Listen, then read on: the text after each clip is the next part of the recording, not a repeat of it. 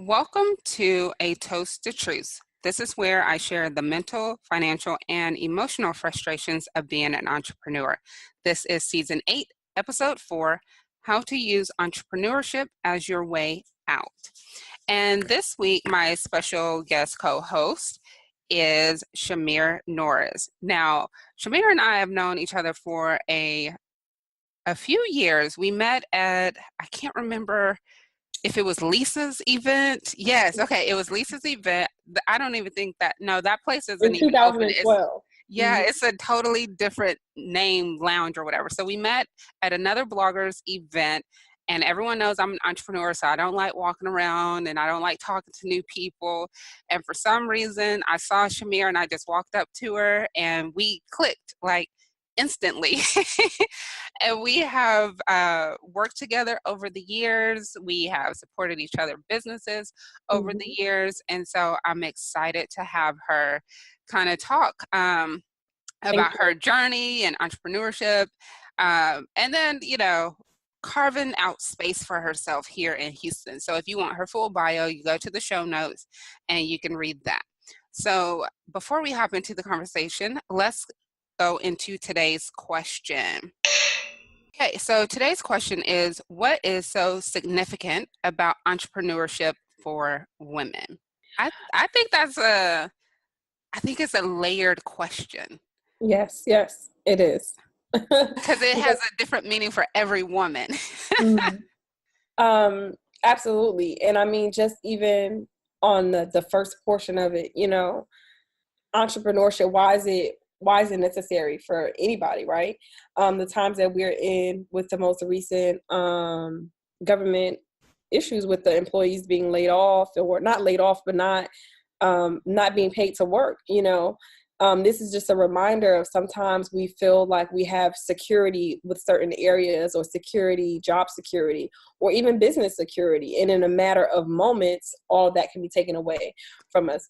So I think yes, it's very important that we more now than ever really pursue entrepreneurial endeavors, and not just one endeavor, but try to create multiple streams of entrepreneurial endeavors. So that way, if one area dries up, or one area is impacted by something that's going on in the world, or something unforeseen happens, your business can still run without you. So entrepreneurship definitely for women, because we are the head of households in most instances, we are making the decisions about where the household funds are going. Even if we're in a married situation, we're not necessarily technically the head of household, we are still dictating where the money is being allocated to. So it's important that we have entrepreneurship as a resource for us to be able to provide for our families, to be flexible. If you're a mom, I know that was one of the things that incentivized me to go full-fledged into entrepreneurship, is because I had a baby, and I was,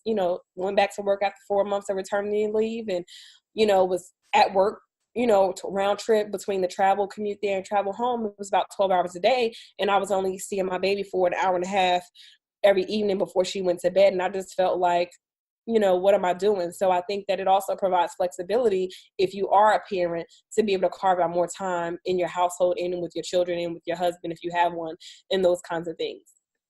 I agree, especially about the job security, because I was a teacher. I was a public school teacher, and that was supposed to be a job for life, or that's what I was told when I got into it. And 4 years in, budget cuts, and they were cutting teachers out. And then I went into adult education. And then last year in 2018, because of he who shall remain nameless decides he doesn't like certain people in this country, a lot of us lost our job because it just got phased out. Wow. So I was at a conference last year in Atlanta, and I was talking to this lady who's like the marketing director at Chick-fil-A. And she used to be a teacher, so she understood, how you can love something and then you're like, man, I no longer have it. And she was like, Vernetta, if this happened to you not once but twice, that's a sign you need to really pay attention to the business that you want to grow. And at that time, I was going through a whole lot, and I had put my blog on the back burner. So I am literally rebuilding VernettaArfrini.com. and during the rebuilding I'm going from scratch. I'm like, I might as well just start completely over, and do it the way that I want it to be done. So I could see the significant in the fact that I've been phased out of the same career twice. Wow. You know? Yeah. So there's no job security anymore in education. Not like it used to be. Like there's no tenure per se anymore. And so it's scary. It definitely is a scary situation. And I don't have kids. Like I know Chimere has 2 kids, but I don't have kids who depend on me. So if I were to say what I was doing last year, going through my depressive episode and trying to figure things out, I didn't have anyone depending on me to eat every day, if that makes sense. So Right. in a sense, I would say entrepreneurship has a stronger meaning per se for a parent. Not to say that a single people, it doesn't matter, because I still have people dependent on me. But I'm like, if I were to die today, they would still be able to figure it out. They're Right. not kids, you know. So let's talk a little bit about the company and how you said you wanted to spend more time with your daughter. Because when you and I met, you were, I don't want to say just a graphic designer, because I don't like using that word just, but you were doing graphics, you I was know. just a graphic designer. I was just Yeah. doing freelance graphics. So I wasn't really necessarily working on my business from a full-time perspective. I Mm-hmm. was taking clients as they came. I wasn't actively marketing my business. I would just pretty much like work off of the referrals that came in and the existing clients that I had. And I just used that as kind of something to supplement my income. So yeah, when I met you, I was still a mom, but my son was a lot older at that time. I do have an 11-year-old, which will be 12 in March. And then I have my daughter who's 2.5, but she'll be 3 in June. So back then, things were a little bit different. I was married back then as well. And now I'm not, so it's like I'm a single mom of 2. So, having entrepreneurship to be able to support me and my children is very, very essential. And I feel Mm-hmm. like the reason why I was able to successfully support 2 children is because of entrepreneurship, because the job that I was in, the career industry field that I was in, which is human resources, it didn't allow me to have flexibility to be there for my kids the way I needed to be and make the type of money that I needed to be, because daycare is expensive, right? Oh, yes. I mean, back when my daughter was a baby, I was paying over $1,000 a month just for daycare. So you can That's like a imagine. mortgage. Right. It basically was a mortgage, So you're paying that money, then the kids are my other son was in after school programs because I was working the 12 hours, going to work, Mm-hmm. driving to work 12 hours. So he had to be in after school care. So it's like I was paying daycare and paying aftercare for him. So, it's like all that stuff adds up, and it's like once I removed myself out of the situation where I was going to work 9 to 5, I was able to immediately regain back over $1,000 in money that I was putting out when I was working in corporate America. And now that money was going back into my pocket.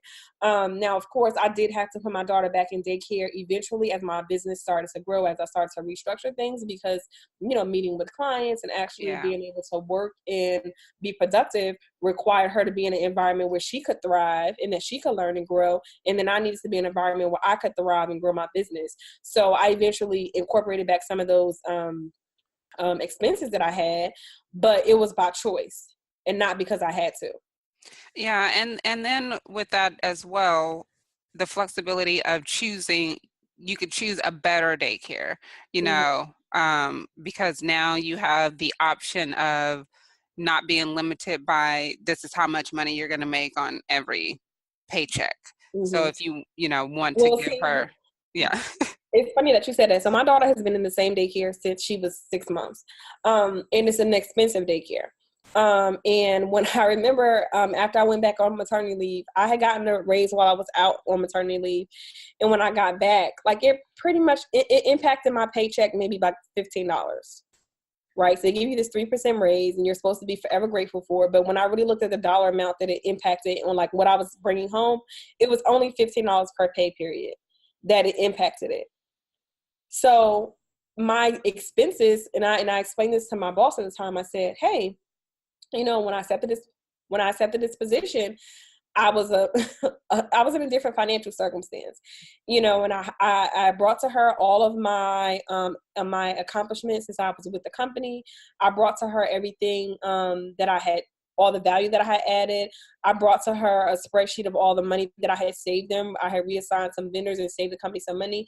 And I was telling her, like, you know, I really like my job. I really like what I do. But now that I have this extra $1,065 a month in expenses, I need a raise, and I need a larger raise than what I was given while I was on maternity leave. And so, you know, I thought I presented a good case and showed them, this is how much I'm saving you guys. I saved them like $12,000 a year from the janitorial service. I got us a new coffee vendor. I got all these different things. And my position was office manager / HR, I guess HR generalist or assistant to the director of HR. So I, you know, was able to save the company a lot of money. So, you know, me asking for the raise, which would have, you know, been a couple. Which made sense. Right. And I explained it like, hey, now I have a kid. So when you offered me this salary back then, it made sense, but now it doesn't make sense. And I want to continue to come here and do a good job. And I want to come here and be happy. I don't want to come here and be sad and be depressed because I'm not making enough money because now I have to pay this $1,065 in daycare. Now, no, it's not the company's fault, right? I made the choice to have the child, but at the same time, I think that I had the information that I needed to support why I deserved the raise. So I felt like, you know, it was a no-brainer, and they didn't give me the raise, which is why I wound up resigning from the company. Because I said, you know what, I had already proven to myself while I was out on maternity leave that I could replace my income. Because, you know, when you're on maternity leave, you don't get paid. And that's a whole nother conversation in this country. That's a whole nother conversation, but yes. So I already showed myself that I could replace my income. So once I went back to work and they didn't give me the raise, I started weighing my options, and I was like, yeah, I think I'm just going to go full time for myself and be there for my kids. And to me, it's always shocking how they won't give a raise when they know that you are a good employee. Like, they know that you're doing things to help the company make more money or save money or whatever the case may be. Because I did that at one of the adult schools that I worked in. I went to the director and I said, I want a raise. And he kind of looked at me and he was like, no teacher had ever come in there and asked him for a raise before. And I was shocked. And I said, well, according to all these benchmarks and goals we're supposed to have for our students and things they're supposed to accomplish and things they're supposed to do, my classes exceed every single benchmark that you guys have given. So that means obviously I'm doing my job as an educator. And so I want a raise to reflect the amount of work, because I feel I'm working harder than the other teachers if my students are meeting the benchmarks and theirs aren't. Right. So the raise I got was like 10 cents or something. Like, it was so small. I took it as an insult. And so I think it was a month later, I walked into the office and I gave my resignation letter, and he looked shocked. He was like, so you're really leaving us? I said, yeah, when I asked for a raise, that wasn't like, oh, we can negotiate. That was a raise or I'm leaving. And so he was like, well, can we work this out? I said, well, no, God told me I need to leave today. So I turned in my resignation letter and I taught one class and I left at lunch. He was like, you're not even going to finish the whole day? I said, nope. I know exactly what you mean, because I did the same thing. Like, so when I came back from maternity leave, I presented my, you know, like I said, my case to my boss after being back at work. Maybe like I came back in August. So this was November when I first initially asked for the raise. And of course she said she had to get it approved and she needed some time to review it. So a few weeks had went past. And the funny part about it is the president of my division told her to give me the raise, and her boss told her to give me the raise. But she said She said this explicitly to me, which is really what lit a fire up under me. She said, when I was working for the company, the amount of time that you had been here, at that point, it was only 2 years. She said, I was not making the kind of money that you were making. Oh my God. She said, you are making more than every other person in your same position, company-wide. You're making more than them already.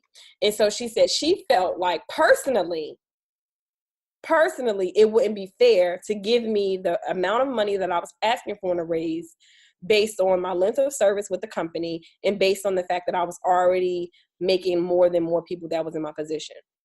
Now, okay, the president of the division told you to give me the raise. Your boss told you to give me the raise, but you made a personal decision to say why you didn't want to give me the raise because you wasn't making the same amount of money that I was making. The length of time she wanted you to have the same journey she had. I was like, wait, and then when she told me that, literally, I went back to my office and I typed up my resignation and I printed it out and I sat it on her desk. So that same day, and it was because I had already, I already mentally in my mind, like I already counted the cost. I knew how much I need to make. I knew how much I was making while I was out on maternity leave with my graphics. So I was like, if they can't help me get to where I'm trying to get, and I'm not asking, and it wasn't an unreasonable amount that I was asking for. I think I was asking for a $5,000 raise on top of what I was making, but that was going to be spread out over the year, right? Yeah, that's like what, $600 extra a month, and right, yeah, less, probably like less than that, and so I just was like, and the fact that she made this personal decision, I made a personal decision. I was like, oh well, I need to personally make this decision for my family, and they were so like sad and was like, oh man, we can't believe that, you're leaving, what can we do to keep you? You can give me the raise. That's the only way you're going to keep me. I mean, jobs are transactional, and I don't think they understand that part. Like, we're not a family.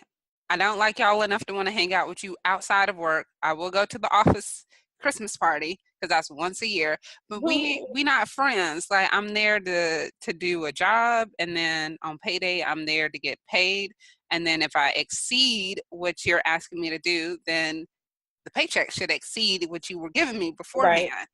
Right. But yeah, like when I knew that I was doing a great job because I heard it from so many people. They were like, man, these things, I was responsible for payroll for 165 employees. I was responsible for planning the office Christmas party, and they had not had an office Christmas party for 6 years prior to me being there. And had 2 successful office Christmas parties while I was there, where everybody ramped and raved about.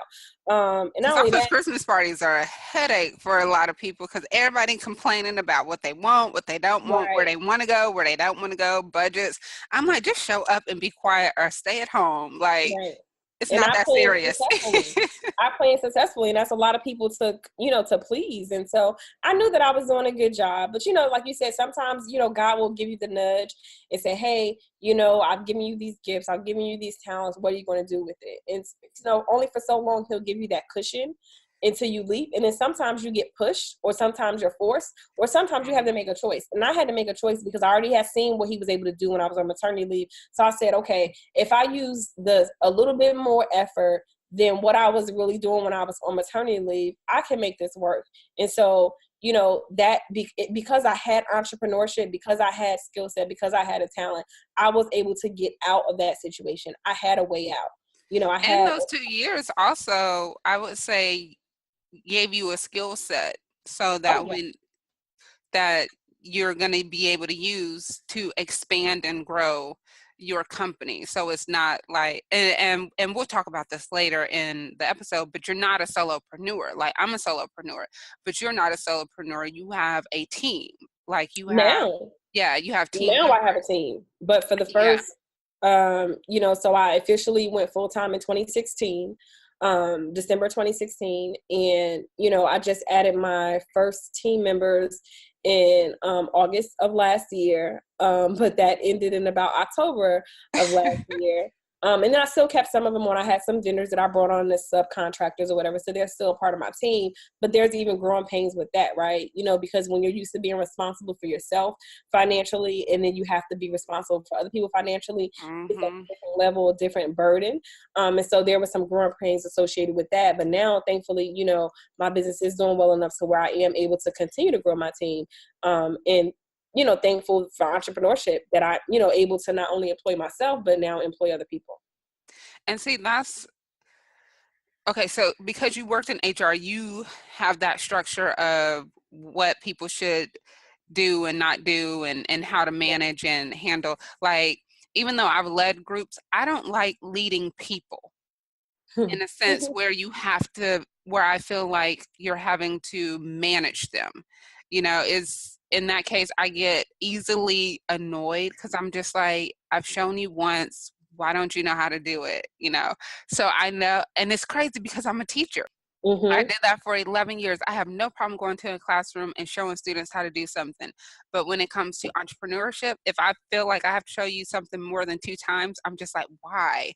Like, what are you not getting? And so I noticed that for me is a roadblock as to why I don't need to have employees until I fix that mindset of getting annoyed by having to show people something more than once. So that is so for me, I know being a solopreneur for the next year, like 2019, everybody knows it's my sabbatical year. So it's just me working on my stuff and doing things for my blog.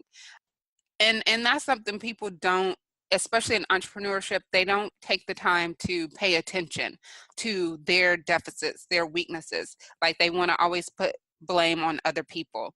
I know that I'm not very good at managing people because I get easily annoyed. So I could not have employees at this point. And it makes sense for me not to be a leader of a group right now as well. Right. I mean, you definitely have to identify your weaknesses. But there was a good quote that I saw on the thread in a group that I was in the other day. And I'm going to try to see if I can pull it up. But it talked about the mindset of like CEOs and how they think. And it said something to the effect of the CEO of the company or a billionaire. What he's thinking about is who can he hire to help him make more millions and billions of dollars. Where sometimes entrepreneurs, we don't think like that. We think of hiring as a burden, where we actually need to be thinking about it as an asset. Like, what value can this person that I'm bringing on to my company, how much more revenue can they help me generate? And I think when we look at it from that perspective, I think it's a shift, because when I think about the people that I hired for my company last year, I was only hiring them based on what I felt like they could do for me, which is what we all think, like, oh, you need people to help? Oh, let me hire some people to help me. But now my mindset is, okay, the people that I'm bringing on, how much revenue are they going to be able to help me generate? So I'm looking at them from a whole different standpoint, because and that makes sense. The perspective has changed, right? Because when you hire people, you're paying them. And if they're not in an income producing role, especially as an entrepreneur, when you're starting out, you're running your business very lean, the roles that you hire on, you have to be very careful, because those hours add up. Those hours add up, and depending on what the rate is, those, you're paying out these people, however you decide to pay them, weekly, bi-weekly, or monthly, and those fees are going to be adding up. And so you have to think as an entrepreneur, how can I make the position that I'm hiring, how can I make this an income generating position also? Or how can I utilize this person so that they are working, so that they are generating more income, that then thus goes back and cycles back to them, right? So now, knowing what I know now, knowing what I've learned from the coaching program that I've been in for the past 6-7 months now, I'm learning to look at things from a different perspective. And I definitely see the entrepreneur that I am today is not the same entrepreneur I was in 2016, 2017, or for 2018 in that matter. It wasn't until I started seeing how to actually leverage the resources properly and adequately to grow your business properly. And that makes sense. And I know I'm still in the mindset of,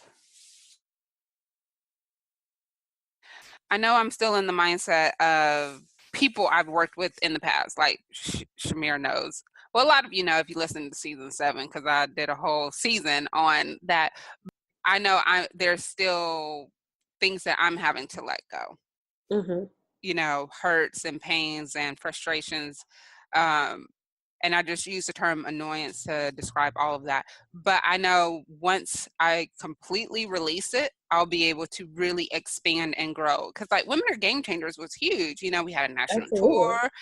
there were people who I hired to cover other people's events. Like, it was a whole thing. Production. It was yeah. And then I started the blog association, and I kind of pushed Women Are Game Changers to the side. And this is a lesson, people. When I started something new, I pushed to the side the one thing that was making me money, and then I eventually sold it. But I should not have neglected the one thing that was making me money to build something else, because the thing that I was building was actually not for me. It was for other people. And so I put a whole group of other people before myself, and that, I would say, financially devastated me, because I'm having to rebuild my blog, because I really haven't done much with my blog. It's kind of been like all over the place the last 3 years. And so now but you're growing. So, I mean, as long as you know, one thing I will say about you, Bernetta, is that even while you're figuring it out, you're still staying in front. I've always gotten newsletters from you with just updates about the growth, the changes, the mindset. And I think that's good that you take people along the journey with you, because a lot of times you talk about things that most entrepreneurs don't talk about. You talk about the bad parts of entrepreneurship, the parts that are not glamorous or glorified online. And so I think that that also lends to, you know, the character of who you are. And it also allows your audience to really build with you on a more authentic level. I think so. And I think that's what's helping me understand the type of business that I'm building. Even though it's focusing on events, I noticed that people have an emotional pull towards events. And because I write in such an emotional way, I feel like that's going to be like the core of how I'm going to do the business. Like, is this event supposed to make people happy, or is this event supposed to make people inspirational? So as I'm forming that, I'm taking everybody along the journey through blog post, newsletter, podcast, everything. I don't know. It almost feels like a Gary Vee experience in a way. You know how he does his little behind the scenes or whatever. Right.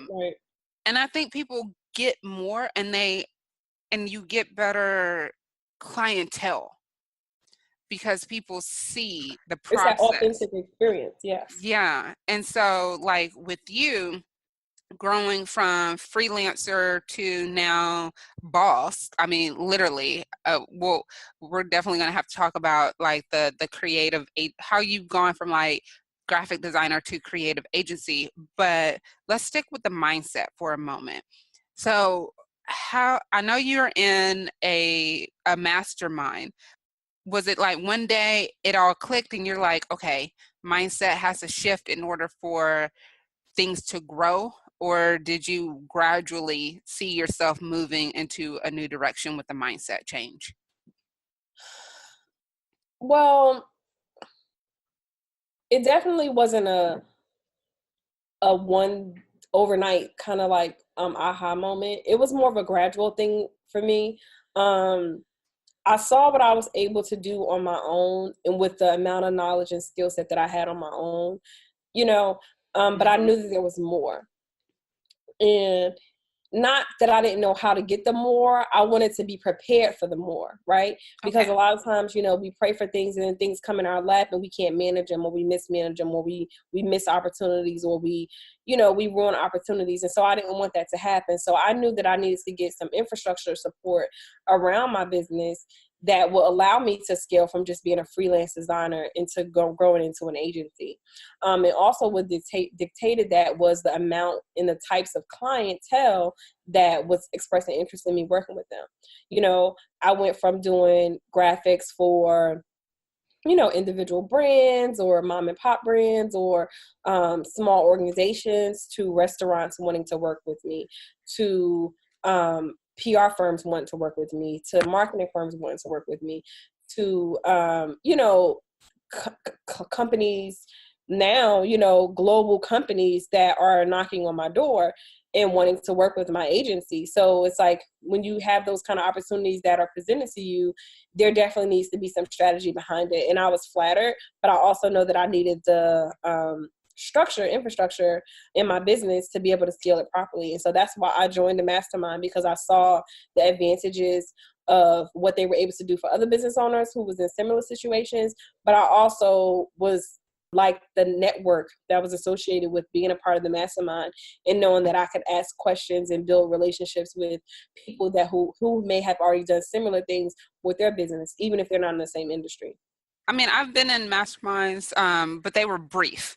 I know yours is a year long, right? Year Yes, long it's a master. 12-month. Mm-hmm. Yeah, and I feel from an educator standpoint that a year long mastermind or a year long coaching program will yield better results than say 6 weeks, 8 weeks, 3 months, just because there are things that you learn in the first 6 weeks in that mastermind or coaching program that you may, like you said, you may not be ready to implement or to do right then and there in your Mm-hmm. business. But say 8, 9 months in, now you're to that point where you can implement it.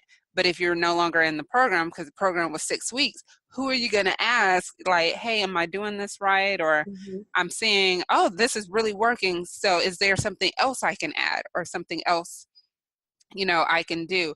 But so from 2016 to 2019, to go from freelancer to a full-fledged company with team members, that I would say is definitely a mindset increase, because like you said, you have the responsibility of now making sure that these people are paid, and they're paid timely, because you and I just had the conversation about us with the raises. Right. So now you have your own team and they have to be paid timely, and they have to be paid what they feel they're contributing to Right. the overall effort.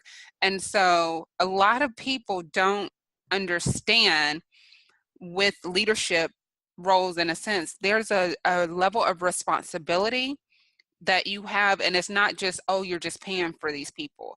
Like for me, I always say, if you're a leader, you pray for these people. You not only pay for them, you pray Mm-hmm. for them, you You consult with empower them. them. Yeah, like Yeah. it's a whole, like in education, the whole child.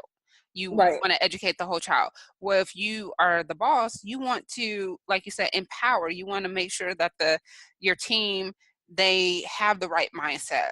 They understand how to do their job and do it well. If not, you say, hey, maybe you should check out this class, strengthen this skill that I see you just need a little bit more help with. Like there's Mm-hmm. so many more things that you have to pay attention and work with when you have a team.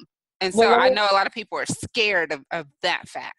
Well, I learned something recently, and I know that it works. Mike Michalowicz, the author of Profit First and Clockwork, was at a conference that I recently attended, and he was explaining about one of his like new hires.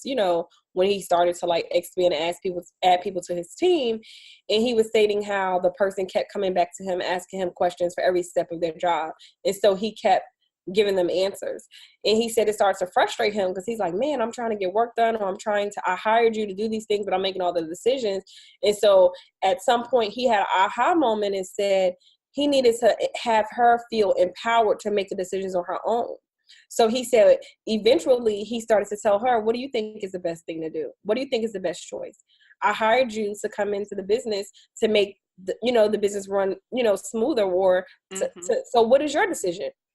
And so when he started to do that, he said he saw that she took more ownership in what it was that she was doing. But he said the flip side of that is when you empower your employees to do stuff, you also have to be okay when they make mistakes or when they don't make decisions the way that you do.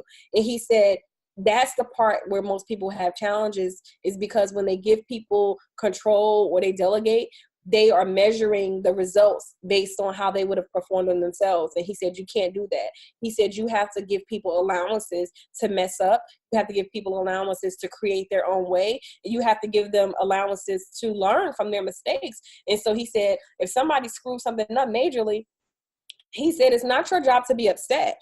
It's your job to, after everything rolls out and after they go through it, to ask them, well, what did you learn from this? What can we do differently next time? And he said, most people will just fly off the handle. And he said, but you can't do that. He said, you have to let that person know that you trust them enough to even make mistakes that may cost you from a financial perspective, but you are empowering them, let you know that you believe in them. And when I learned this, when I heard this from him, it resonated with me, because I remember when I had my first set of team members, it was the same thing. They were asking me every little step of the way, and I got frustrated because I felt like, well, this is what I hired you for. I don't need you to ask me every step of the way what to do. I just want you to make decisions. But sometimes, you do have people that are not going to have the level of experience that you really need. And so you do have to train them. You have to set aside time to train them. But once you train them, or once you create SOPs, they need to be able to take it and run with it. You have to be okay with them making mistakes and decisions along the way. So now with my new team that I'm, recently adding, and then even some of the team that has stayed on since last year, I am giving them the power to make decisions. I'm asking them questions like, what do you think is the best thing to do? What do you think is the best option? Because that's, to me, it makes you to be a better leader, because you are empowering your team members to know that their opinions is valued, that their input is valued, and they're not just doing stuff that you're asking them to do. They're actually doing things that they want to do. I agree with that, because I can honestly say I'm in that other realm where I have such high standards for myself. I put other people in that same category, knowing that they probably won't reach the pinnacle of that. And I could say that was the demise of me with the group that I created, because I had such high standards of getting things done, such high standards of excellence, and people were just like, come and go, do whatever they wanted. And my personal belief was, if you want something, you work for it. And if you want it bad enough and someone is telling you, here are the steps to do it, you go and do those steps. You don't get mad when the person doesn't do the steps for you.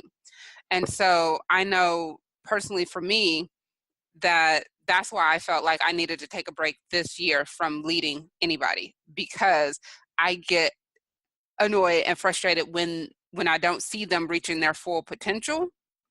And I shouldn't berate people like they're children, because they're not. So until like you said, until you allow people to accept the responsibility of what didn't happen and you try to help them see it, I know I'm not going to be in a position to lead other people until I can not take on their failure personally. And so that's something I'm working through with my life coach, to make sure that because that's something I do personally, is take on other people's problems and try to solve them instead of allowing them to solve it for themselves. Right. Yeah, I definitely understand where you're coming from, but I would just, encourage you in the fact that when I was doing what I was doing last year with my team that I had then, I didn't think I was doing anything wrong, right? I thought that I was doing right. Like, I thought that, hey, if I hired you to do X, Y, Z, that's what I expect you to do. And if you're not doing it, then I might as well do it, and then I don't need you, right? That was my mindset. Same here. But literally, it wasn't until I heard Mike Michalowicz say what he said, and then this huge light bulb went off. I'm like, oh, there is a better way. And since then, that's what I've been employing. So I don't necessarily know that it was a mindset shift, more so than it was, there's another way to do it. There's always more than one way to do it. And so because this man, he has a successful company, he has a successful business, and he's done it, I was like, now that's in my head. So anytime somebody's coming to me asking me a question, I'm asking them, what do you feel like is the best thing for us to do? What do you feel like is the best solution? Because, like, that's what you hire them for. You hire them to make solutions for your company.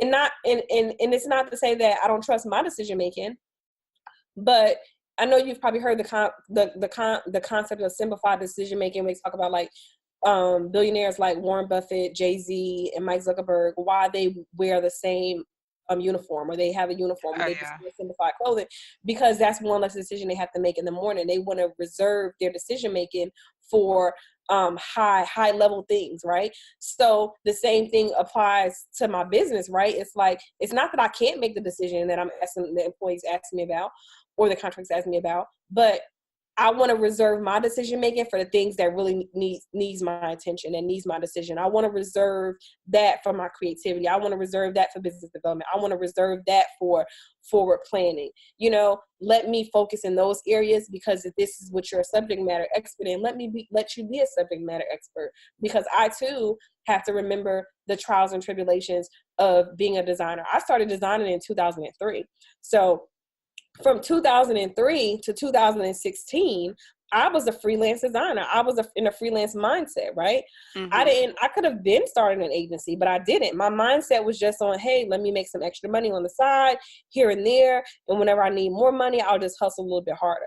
You know, I could have been started an agency. I could have had an agency that was established in 2003 versus 2016, right? You know, so I think that mindset definitely plays the important part in how we do business, but then we also have to realize that sometimes it's not even so much the mindset. Sometimes it's just looking at things from a different perspective. And if someone gives you a better way to do it, try it. If it doesn't work, fine. But at least all I can do right now is just try the advice that Maggie Mikowicz, who's successful, who's proven, has said worked for him. Am I going to know that it works all the time? I'm not sure, but you know what? I'm trying it. Well, if whatever you were doing wasn't working and someone gives you a suggestion, I mean, what's the harm? Really, right. You know? What do you have to lose? Yeah. Yeah. Okay, so we're going to take a quick sip and then we'll be right back.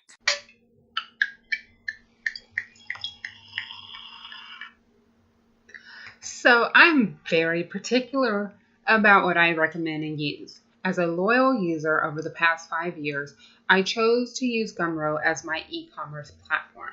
It's great for digital creatives like me and you. I have watched it transform to be more user-friendly, which helps when we just want to upload our work and begin selling in less than 5 minutes.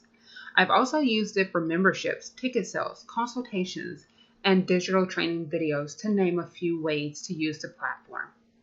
So far, they've put $175 million in the pockets of creators around the world, only taking a 5% cut. Not bad. Would you like to join an e-commerce platform that brings in that type of money for its users? Go to gumroad.com/invites with an S to sign up today. Okay, we're back. And so we're going to shift gears from the mindset and the perspective talk to your creative agency. Like I said, Chimere and I have known each other for years. She did like all the graphics for Fusion Tour after I realized I was not a graphic designer, and I did not know what I was doing, because I don't even know if I probably still have them somewhere saved somewhere, but you can see the difference between between the graphics I made and then when I hired a professional to make the graphics. It really elevated the aesthetic of the tour, and I think it helped. I think it helped sell more tickets in that. Yes. But let's talk about how you've carved out space here, you know, building your creative agency, because you are working with some pretty big names here in the Houston area, and you know, and then in a short amount of time, because literally you said December 2016 is when you said, okay, I'm going full time, and at this recording it is January 2019, so that is like 2 years, you know. Yeah. So in 2 years, yeah. how did you go from freelancer to building a company where people are coming to you? Because I refer people to Chimere because I've worked with her, so I know the type of work she does. You know, it's not like, oh, she's my friend, so you know, go over there and work with her. No, I know she's a very extremely talented designer, and so yeah, I'm going to send people your way. So in 2 years, how did you go from freelancer to, like, you know, you are like one of the fastest growing creative agencies here in Houston? You know what? It's so funny that you say that. I think it's the same thing. It's exactly what you said. Is you've worked with me, so you feel confident referring me, and other people that have worked with me, they feel confident referring with me. And that's literally how I've grown my business over the past almost 2.5 years, is by referral. So, I would probably say 95% of my business is referral based. This year, I'm moving out of just relying on that as a sole source. And I really want to start marketing my company so that I could, maybe open up even more doors. But thankfully, all the business that I've generated to date has been referral based. It has not been based off of me doing any type of advertising, doing any type of marketing.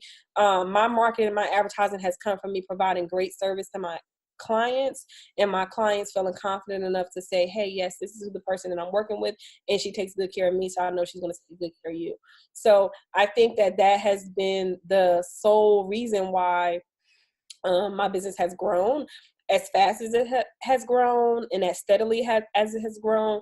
Now, does that mean that, I'm the perfect business owner, or that, I get everything right all the time? No, but my clients do know that I work hard for them, and that if there is a problem that comes up, that I'm going to do my best to try to find a solution, or get them to a point where they feel like, they've gotten what they needed to be able to move forward in the next step. Like, I'm a solution for people, right? I'm in the solution-based business. So when people need services, whether it's, marketing material, they need a website, they need a landing page, they need a logo, they need a brochure, like, they are hiring me to provide a solution. So that's always on my mind, is like, okay, you are here to provide a solution. And so that's what I do. That's what I work hard to do. You listed some of the things you do, but I know I've seen like behind the scene footage of like you creating videos. So are you doing like commercials now for some of your clients? So, so my clients, they loop me into everything. Like they, they trust me. So creative direction is a part of my service offerings. So what you saw with the commercial that I was recently doing, and then also the restaurant build out, was just creative direction. Like me being brought in to say, okay, hey, what do you think we need to do in this space? How can we make this space better? How can we make it flow? How can we make it look attractive to our customers? So that was giving my creative direction insight. And then from the commercial, the same thing is like, okay, hey, are we headed in the right direction with the commercial? Let's make sure that the messaging is clear based off of what you are providing from a marketing perspective for us. We want to make sure that the commercial is in support of that. So, I'm just really thankful for how things have evolved and have grown with my agency. Sometimes I don't even realize the growth until other people, like you said, you pointed out, like, hey, you just worked on a commercial. Hey, you just did this. And when I really sit back and think about it, then I'm like, man, like you have done you have done some amazing things. And so I'm definitely just grateful. And I always say, and I put this online a lot, your gifts will make room for you. And I believe that your gifts will make room for you. When you are gifted in the area, you're talented in the area, opportunities will be presented, come your way, will be presented to you. And it's just a matter of whether or not you are ready for them.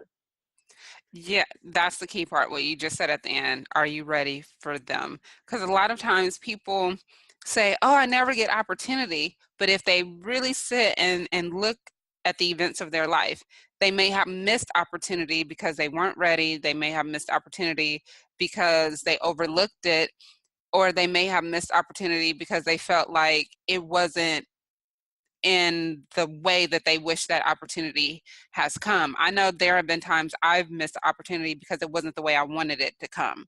And so I didn't think of it as the opportunity. And then when you look back, you're like, oh man, that was it.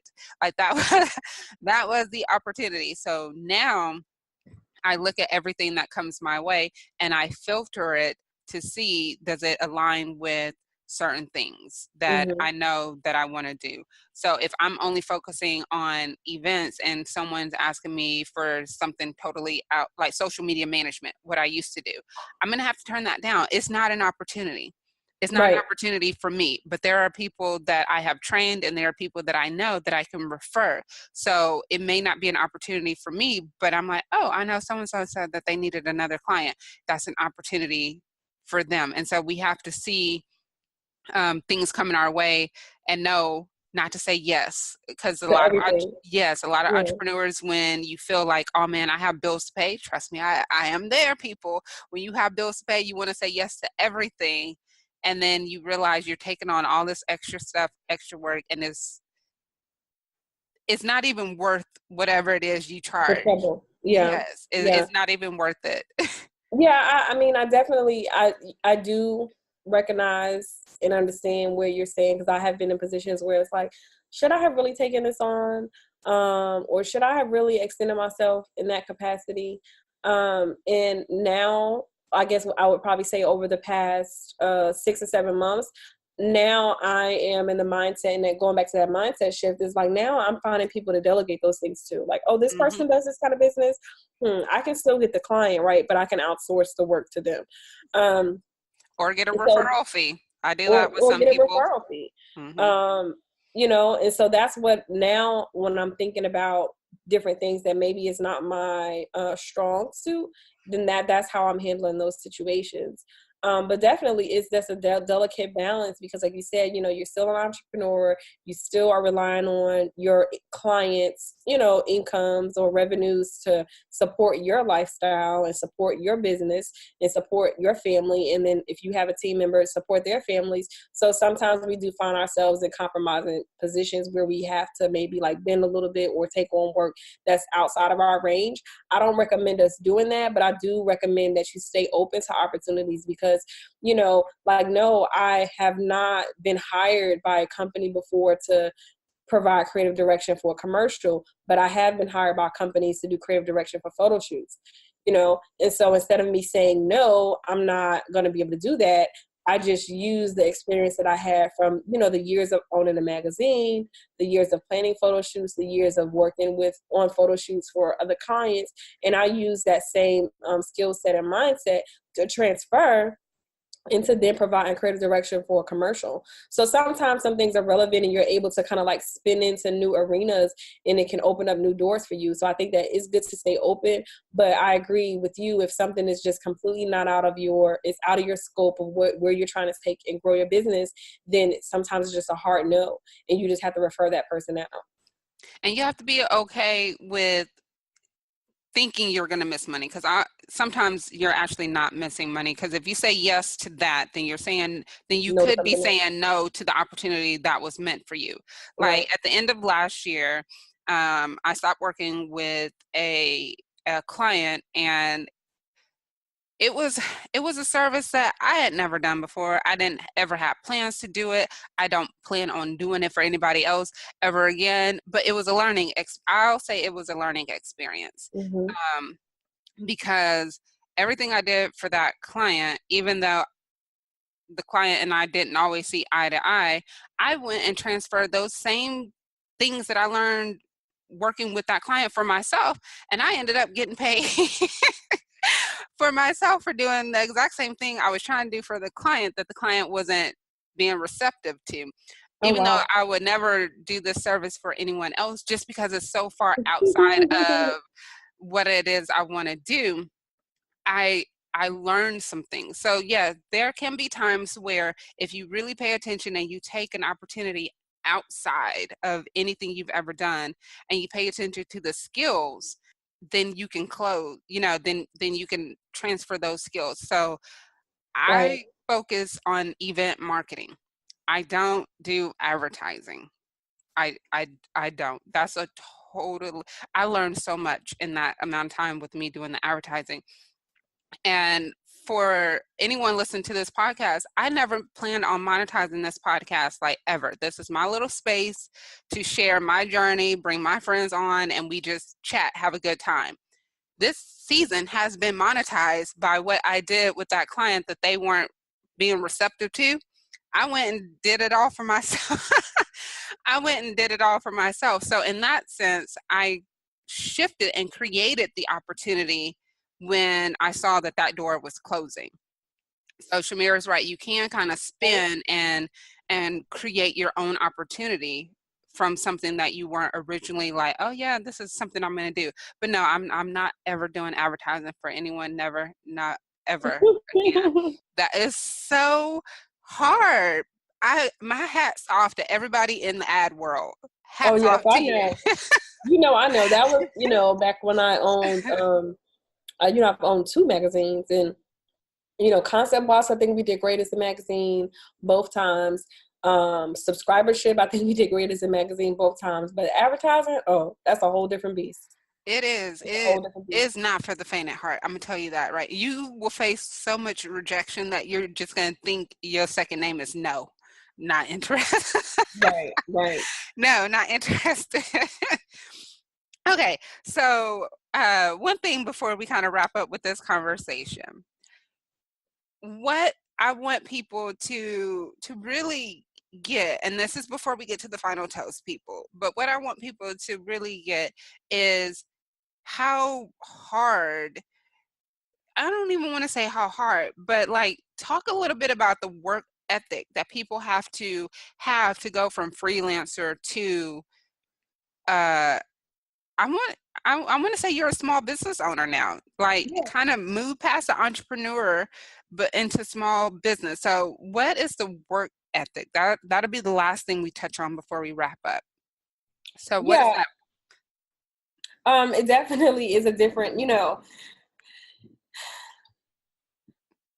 I keep thinking about the word mindset, right? I know we had a whole segment about mindset, but it goes back to mindset is, if this is what you say you wanted to do, you have to do it. That's what it boils down to. If it's follow through. If it's something that you say you want to do, you have to do it. You have to show up. You have to show up for yourself. You have to show up for your clients. You have to show up for your staff. We have to show up. It's no way around it. And sometimes, I get frustrated like everybody else. I have bad days like everybody else. I get overwhelmed like everybody else. I get depressed like everybody else, right? So it's like you still have to balance being a woman, being an entrepreneur, being a mom, being a daughter, being a friend, being all these things to all these different people, and then still have to show up in your business. And your clients, they don't care about your life outside of what you do for them, to be perfectly honest. Some people will definitely give you allowances and give you opportunities to kind of have your bad days and your bad weeks. And I'm thankful that the relationships that I have built with my clients have allowed me to kind of have some of those moments. Last year I was going through a separation and, now a divorce. And so I had some times where, I wasn't being my best self. And I'm thankful that my clients that I had gave me allowances in those moments, right? And that was even more reason why I need to build my team. And I was saying this at the beginning, is that your business still needs to be able to run without you. And so that's the mindset that I'm in now, because I saw how certain points last year I hit brick walls in creativity because of what was going on in my personal life. I hit brick walls in the business, just operation wise, because so much business was coming in and I wasn't really managing my clients effectively. Now, this is why I have somebody that's over operations and that's supporting me from a customer service standpoint and making sure my customers are getting the experience that they're paying for. So, you do have to show up. You do have to grind differently. You do sometimes have to work around the clock. I am not with the no sleep, team no sleep, but I have been team no sleep. I have been team no sleep because at certain points in time in the business calls for you to be team no sleep. And so when you're an entrepreneur, your clients become your boss. So no, while you're not going to a job and you have a boss, your clients become your boss. So you have to service the needs of your clients. Or, if you have a product, you have to service the needs of your customers that's buying the products from you. You can't just ship out their stuff when you want to. You have to adhere to the policies and shipping policies that you have stated on your website if you have a product, or if you're working with, somebody in that type of role. So I think you just have to rise to the occasion. And if you say you want to do something, do it. But I will also say, I'm a part of joining the mastermind that I am a part of. One of the creed, the underlying creed of what we are doing is it is our job. It is my job. It is our job as entrepreneurs to build our businesses to the point where we can hire other people who look like us and then eventually train them so they can go and start their own businesses. That's what I bought into. I bought into becoming a business that is going to hire other people. that look like me. I brought into being a business that is going to be able to survive the recession that's coming up in 2020. I brought into being a business owner who is going to have something that I can leave to my children, or something that they could continue to grow and develop into. So I brought into all these things. So it's just me just really showing up, and from coming from a freelancer, just saying, hey, I can do work when I want to now saying, no, you have to show up every day, and I tell my clients, last year in 2018, I put office hours in, and I said, okay, I'm accessible pretty much Monday through Friday, but on Saturday, Sunday, those are my days and I'm not doing graphics, because there was a point in time where I did graphics 7 days a week, 24 hours a day, and it led to me getting burnt out. But I was also in survival mode, so I had to do it, right? I had to take the clients and do the work when they needed to on tight deadlines and everything else. But now I'm just being more strategic about how I'm taking on work, and then who I'm adding to my team to help me meet these deadlines the clients may have for me. And so I feel like, just be quite honest, I'm still experiencing growing pains with that, in that space of delegation, letting things go. But I know in order for me to really take my business to the next level, that I'm going to have to be more efficient in just being okay with letting things go, so that I can exceed my customer expectations. Because at the end of the day, that's what it's about. I have to exceed my customer expectations because I'm in a service business. And so my customers is who employ me, and, I employ my team. So that's what it has to be about. So you just have to rise to the occasion. And if you say you want to do something, you just got to do it. So there are a few things I want people who are listening to really walk away with. Follow through. You can't just say you're going to do something and then not do it.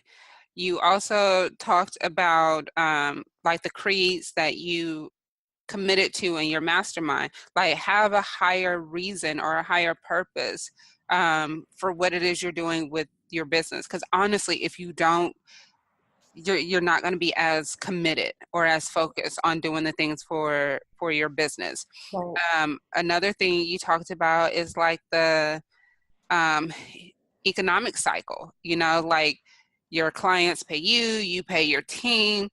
Guess what? All of you pay bills, all of you can contribute and support other businesses. So there's a whole ecosystem happening because you committed to following through, you committed to a higher purpose, a higher reason for having your small business.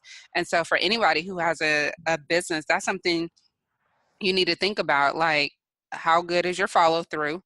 I could tell you I'm not at 100%, but those who know me know that I'm pretty close to 100%.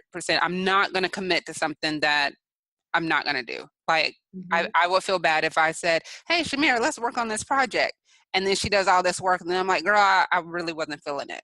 Like, I would feel bad. You're better than me. I have definitely committed to some things, overcommitted, and said yes to some things that I should have certainly said no to. And I think that's just the part, I think that comes with being a woman and being a mom. It's like we just want to be everything to everybody.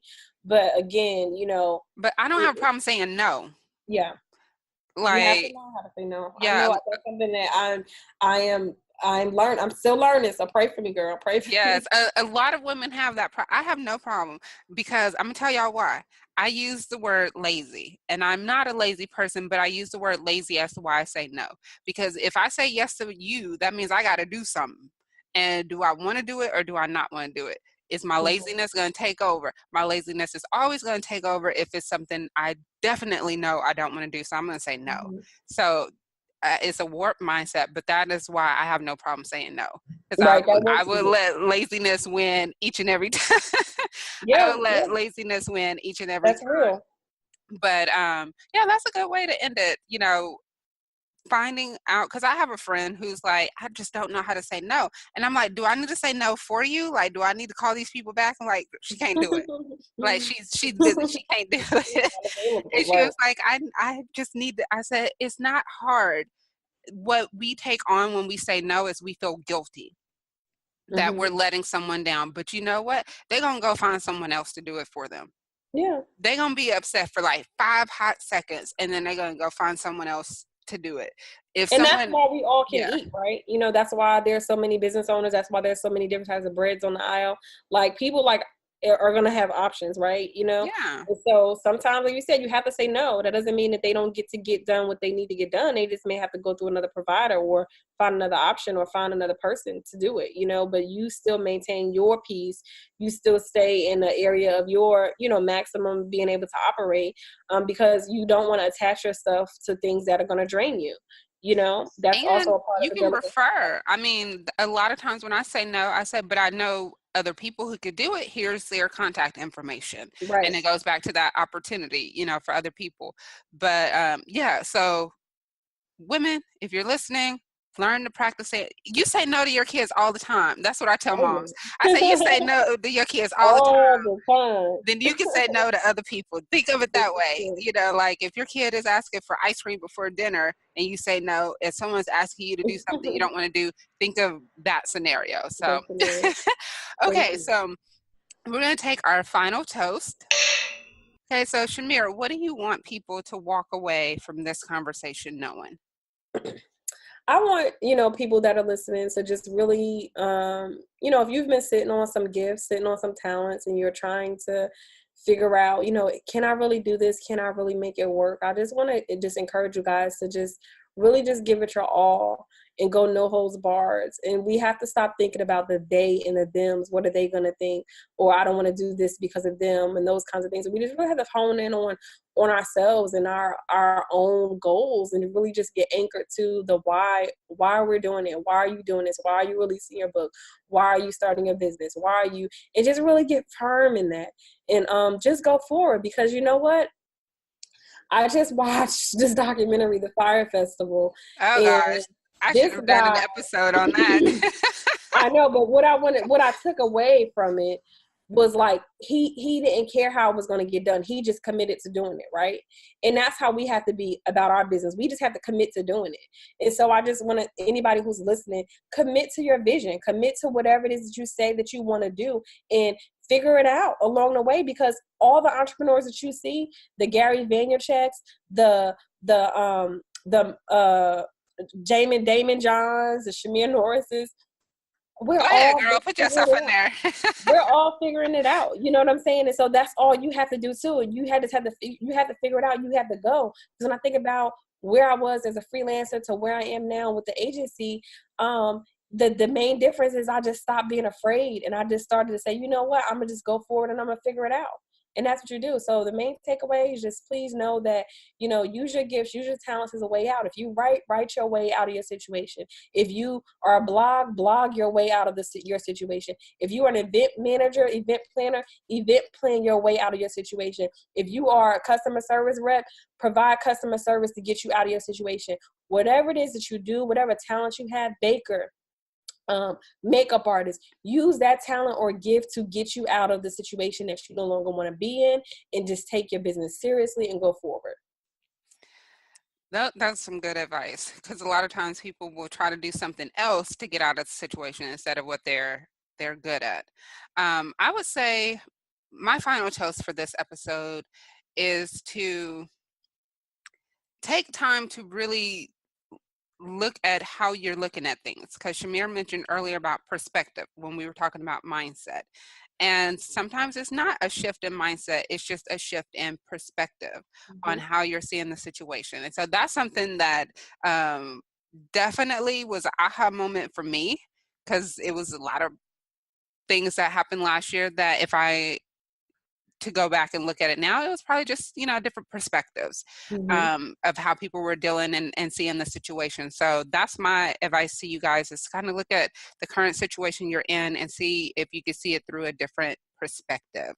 That's good. Well, this has been a Toast to Truths with me, Vernetta Arfreni, and my guest co-host, Chimere Norris.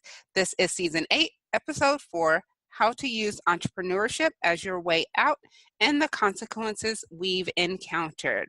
Thank you for listening, and Episode 5 will be here next week. Go to vernettaarfree.com for the show notes. Make sure you go to vernettaarfree.com /category /podcast.